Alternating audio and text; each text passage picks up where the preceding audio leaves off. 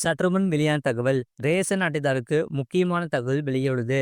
சொல்லிட்டா பார்க்க போறோம். நீங்க நம்ம சேனலை சப்ஸ்கிரைப் பண்ணாம வந்தீங்கன்னா, மறக்காம லைக் பண்ணிக்கோங்க, சப்ஸ்கிரைப் பண்ணிக்கோங்க. மற்றவர்களுக்கு தெரியப்படுத்த ஷேர் பண்ணுங்க. ரேஷன் கடைகளில் பொருட்களை வாங்கும் பொது மக்களின் வசதிக்காகவும் அவ்வப்போது பல அதிரடி மாற்றங்களை ஒன்றன் பின் ஒன்றாக தமிழக அரசு மேற்கொண்டு வருகிறது. உணவு வழங்கல் துறை அலுவலகங்களில் அங்கீகார சான்று விண்ணப்பம் பெற்று அதை பூர்த்தி செய்து தர வேண்டும் என்பது அடிப்படையாக தற்போது ஒரு புதிய உத்தரவு கூட்டுறவு சங்கத்தால் பிறப்பிக்கப்பட்டு உள்ளது. தமிழக கூட்டுறவு சங்கத்தால் கொண்டு வரப்பட்டு உள்ள புதிய நடவடிக்கை குடும்ப அட்டைதாரர்களுக்கு மிகவும் பயனாக இருக்கும் என்று எதிர்பார்க்கப்படுகிறது. அதாவது ஒரு புதிய வெப்சைட் துவங்கப்பட்டு உள்ளது. தமிழகத்தை பொறுத்தவரை தற்போது இருக்கும் நடைமுறைப்படி வயது முதிர்வோர், உடல்நலம் பாதிக்கப்பட்டோர் ரேஷன் கடைக்கு செல்ல சிரமப்படுவதால் தங்களின் சார்பில் வேறு ஒரு நபரை ரேஷன் கடைக்கு அனுப்பி பொருட்களை வாங்கிக் கொள்ள அனுமதிக்கப்படுகிறார்கள். இதற்காக உணவு வழங்கல் துறை அலுவலகங்களில்